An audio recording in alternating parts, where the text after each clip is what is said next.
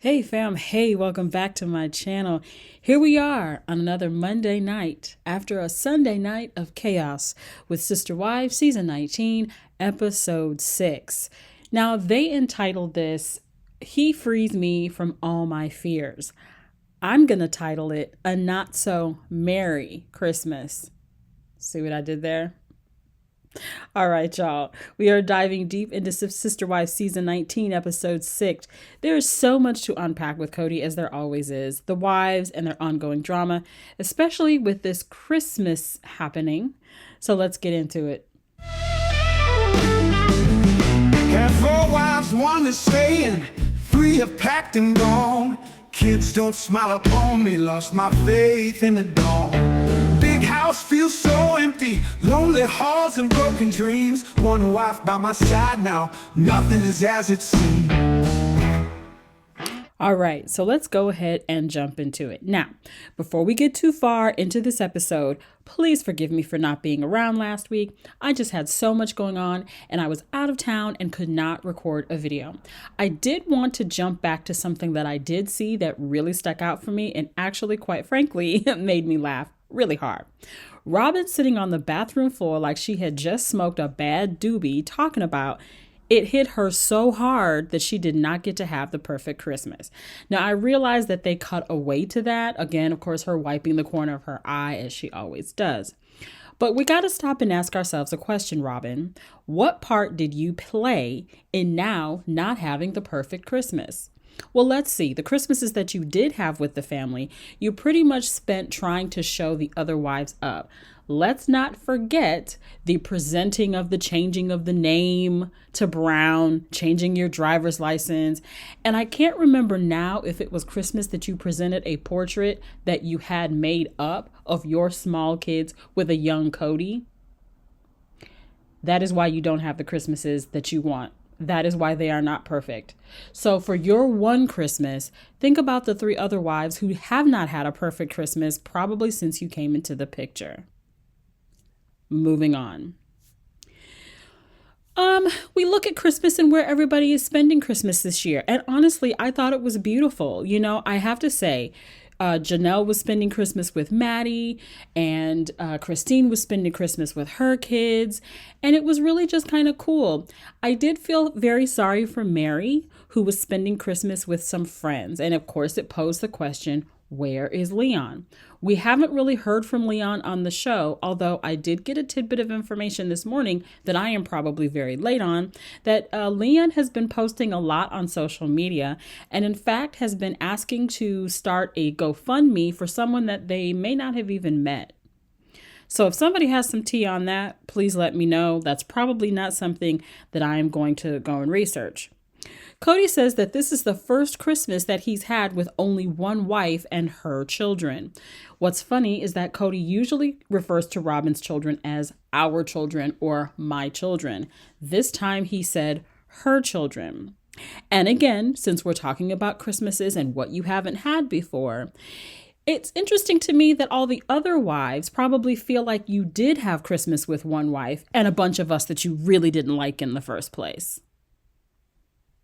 There is no caution or effort from you anymore, just vibes and tension and confusion. So why would I want to spend Christmas with you? Again, Mary is spending Christmas with some friends that she grew up with. I think she said one of the ladies used to babysit her. And honestly, she said it in the clip. Her future is so bright, she's going to need shades. She also says that she is absolutely not going to go spend Christmas with Robin and Kody. She's not married to him anymore. She really doesn't have to be friends with Robin anymore if she doesn't want to. Why go put yourself through that sort of suffering on what is supposed to be such a happy, joyous holiday? Clink, clink, Mary. Clink, clink with that glass, girl. So, of course, it is an insert of a sweet shot of David. Christine is talking all about her new love. And y'all, Christine got a man for Christmas. Christine is out here winning, living her best life. She went on 8 dates with other men. Checked off that, she was into polygamy. Some of them said, that's great. Some of them said, I don't even know what that is. Finally, she meets David, the love of her life. But hold on. Why is Kody still talking about this woman? He is out here trying to play the I don't care if she dates. I don't care. I hope she does find somebody. I wish she would have done it a long time ago. Please. You know you still care about her. Meanwhile, when they ask all the kids, how do you feel about David? Christine goes to each one of them and they're all like, we like him. We think he's cool. McKelty's like, hey, I let him hold my kid. I don't let people hold my kid. My favorite reaction, though, was Truly. Truly didn't have no time for these questions and games. She said, I ain't playing these shenanigans with you. I'm trying to read my book. She's like, quit talking to me like I'm slow. Because McKelty's like, I have a question for you. I have a question I want to ask you. And you have to answer me really, really honestly. Finally, she said, girl, ask me the question. That's pretty much where I was by the time she finally asked her the question. Truly's response, very truly of her. She said, I like him. He's great. We get along. Can I get back to chapter 7 now? Truly is that girl. Of course, we see that Christine has talked about how she sat in the restaurant with him at one point during their date. She laid her head on his chest and put her hand there, and she felt his heart. And his heart was racing, and her heart was racing, and they just synced up, and it was great. It reminds me of the movie Timer. If I believe it could still be on Netflix, but it's a wonderful movie, and basically it kind of is a play on when you meet your soulmate. So everyone is supposedly born with a clock. In this movie, you actually see the timer. The only catch is that you have to get a timer and the person that you're matched with also has to get a timer. Only when that person gets the timer does yours start. Then when you meet that person, both of those timers link up and you know that you're meant to be with that one. If only it were that easy. I must say that I love that Christine met her man at the door in her leather skirt, girl. She had her 1-800 sultry voice on. She said, hey, baby, want to come in? She had that lip on, she had that teeth in that bottom lip, girl. She said, come on now. We didn't have no kiss on the first date or the second date. But by the third, David said it was on like popcorn. Okay. And then, of course, they're going out to dinner. And he says, it was almost like in talking to David, though, when he's mentioning Christine, it's like the producers kind of said to him, hey, David, give us 5 things that you like about Christine. So he kept saying to her, I liked your heart and you were just so exciting. And I can't really name all the things that he said, but it was like he just kept listing them. It was really cute. It was like they were both 16 again. And it was really fun. We cut to Janelle at Maddie's house and she's talking about the financial tension that she and Kody are having. She's still looking at properties, but now she's talking about, I think that Kody has asked that we just go ahead and buy him out because we find out that Kody cannot pay his bills. He does not have his part of what is owed to pay off Coyote Pass. So she said that even though he's saying buy me out, she said basically I'm still going to get a lawyer. They were talking about splitting things 4 ways so that she had her part, Mary had her part, Robin and Kody have their part. And of course, we know that Christine gave up her part when she moved away. She basically said that Kody would do nothing. If she didn't ask him about it, Kody would never move on anything. So that just confirms, like we've always believed, that he only moves when it benefits him. And now he's in a financial mess. Is anybody surprised? No. He's been sitting on that property for so long and trying to figure out what he was going to do with it. And I think that we all could have seen that he just really did not have any intention of ever really doing anything with it unless he had all the money, which meant having all the wives. Finally, there's a Mary and Kody showdown. He shows up at her house. And honestly, this whole conversation with Mary, I was rooting for her. She has found her voice. And I have to say, I am not a Mary fan. I think that if you've listened to any of my videos, you know. But he says, blame yourself for me not loving you. Like, what? Okay. So were you in love when you were out here buying jewelry that said Fidelis?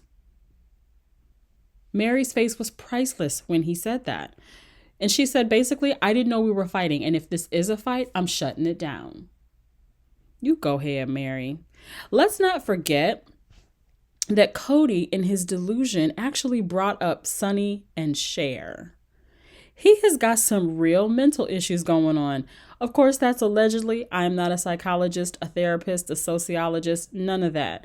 But he really has delusions of grandeur when he compares himself to Sonny or Cher. Get out of here. I loved that she said to him, I really wish that you could see how awesome of a person I am. Because although we don't know Mary, and we hear that a lot of people in the family have had run-ins with Mary, didn't like Mary, thought Mary was not someone who shared very well, I think that there's a part of her outside of this marriage, this arrangement, this situationship that maybe a cool person to those people who know her and who do like her. Everybody has some good in them somewhere, and maybe just this marriage, this being in a marriage for 30 years of polygamy, just was not really her bag, even though that was the family expectation. Maybe she is nicer outside of it. While Kody is busy spiraling, Christine is out here thriving, and the way that she describes how she feels with David, again, reminds me of the movie Timer. And she's finally saying that even talking to Nancy, Nancy told her, make a list of all the things that you want in a marriage at the time that she and Kody went to Texas, and then took the list back to him. And he said, I'm not any of those for you, am I? Now, the thing that stuck out with me about the list is that being a good father and wanting to spend time with her children was on that list. And Kody himself looked at that and said, I am not any of that for you. Well, you showed us that you are none of that, especially the wanting to spend time with your children. You proved that. So, that's really basically what happened in this episode. There was nothing that was surprising. Again, I felt sorry for Mary having to be having Christmas by herself, but I'm glad that she is finally getting a gumption about herself to say the things to Kody that needs to be said. This was a very Kody heavy episode, a very light Robin episode. So I was fine with that. I'm waiting for next week. I think their conversation, meaning Mary and Kody, I think their conversation continues, and I'm not quite sure why. I hope that Janelle gets what she has coming to her financially. We now know that she has a farm where she sells flowers, and they are happy about that. Of course, we know that Christine has married David. I'm really waiting for the time that they start to catch up in time so that we don't feel so far behind in watching the episodes. And I don't know about you, but I also sort of feel like we are watching a lot of things be said 2, 3, 4 times. We really could go ahead and cut some of that out and just get to at least 2023. How about that? All right, that is a wrap for this episode breakdown. Let me know what you think in the comments. Are you Team Christine, Team Janelle? Is anybody rooting for Kody except Robin? Don't forget to like, subscribe, and hit the notification bell for more SisterWives drama. I will see you in the next one. But before I go, I would just like to give a shout out to Nikki Haverstock and her husband. And if anyone knows them and can hook me up so we can do a SisterWives collab, I love those two people. I love just how their whole channel works. I'm big fans of theirs. So if anybody got that hookup, go ahead and put that together. All right, y'all. That's it for me. Peace, love, and hair grease. We out.